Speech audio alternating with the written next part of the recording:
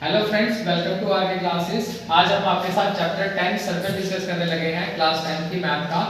पिछली वीडियो में मैंने इसका जो बेसिक इंट्रोडक्शन है वो दे दिया है। आज हम क्वेश्चन सॉल्व करने वाले हैं, जो डिस्कस करेंगे आपके साथ। वो एक थ्योरम है जो पेपर में मोस्टली हर बार पूछी जाती है, प्री बोर्ड्स में भी पूछी जाती है, बोर्ड्स में भी पूछी जाती है। तो आइए वाले क्वेश्चन को कंसीडर करते हैं।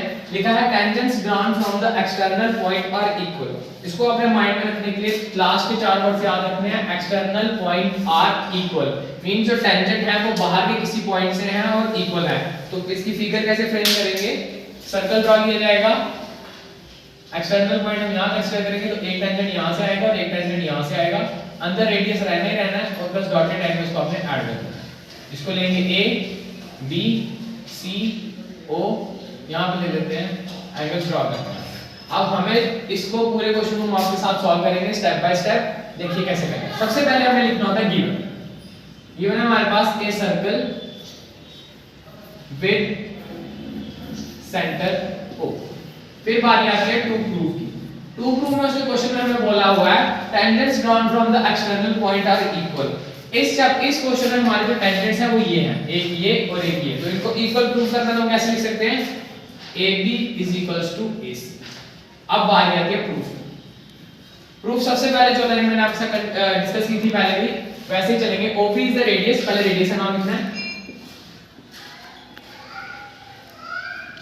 रेडियस के साथ टेंजेंट कौन सा आ रहा है? AB।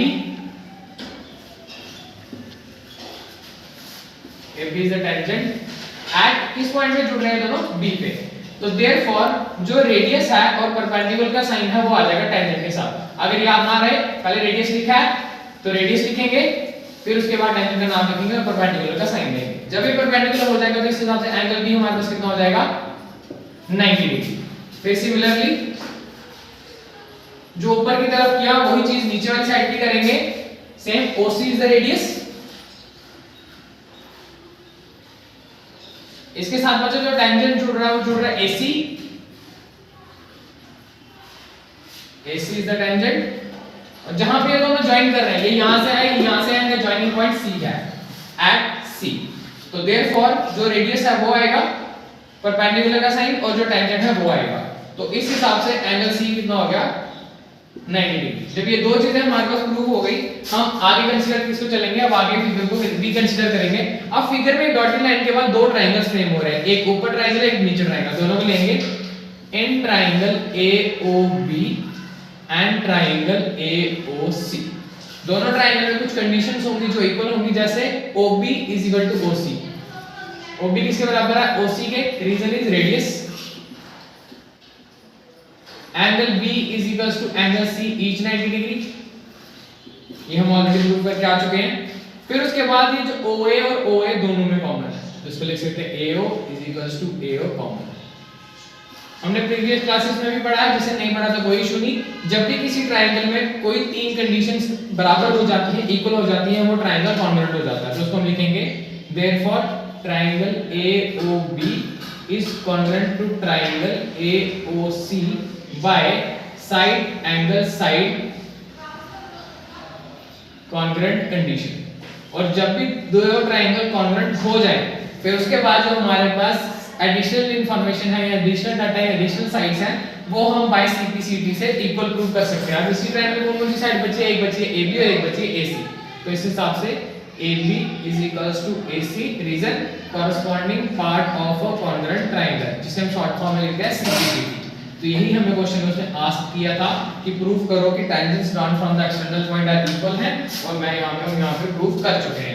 सबसे पहले आपको रिकंसीडर करवाते हैं। सबसे पहले आपने लिखना है रेडियस का नाम। OB is the radius, AB is the tangent. दोनों कहां जुड़ेंगे? B पे।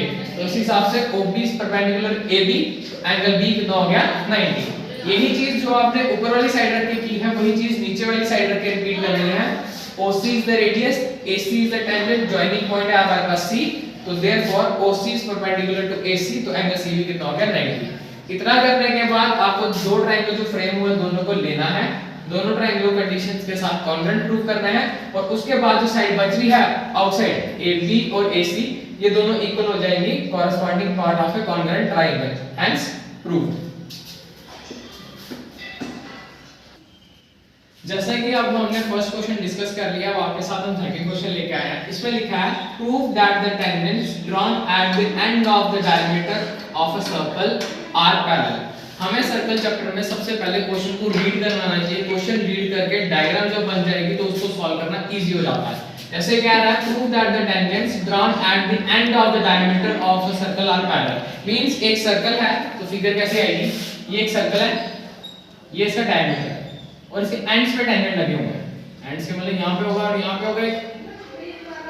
इसको नाम देते हैं L, इसको नाम देते हैं M, इसको देते हैं N, इसको देते हैं P। ये रहेगा एक एंगल ऊपर की तरफ रहेगा, एक एंगल नीचे की तरफ रहेगा, क्योंकि एंड्स ऑफ द डायमीटर है तो सामने सामने रख रही है। तो चलिए आगे इसको सॉल्व करते हैं। गिवन में वैसे रहेगा, गिवन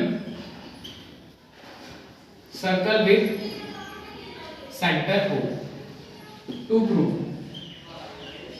बोल रहा है टेंजेंट्स पैरेलल कर रहे हैं तो टेंजेंट हमारे पास कौन कौन से हैं, एक L है और एक M है। L is parallel to M prove करना है। बात कहते हैं प्रूफ। प्रूफ जो हमने पिछले क्वेश्चन में सीखा हर बार वही फॉलो किया जाएगा। सबसे पहले रेडियस का नाम, रेडियस यहां से लेंगे तो ON is the radius,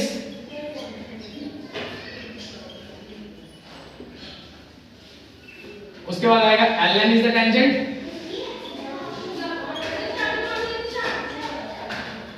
joining कहां पे हुई है, N पे।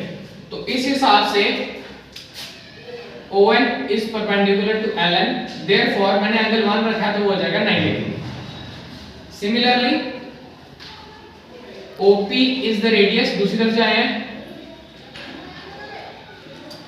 MP is the tangent,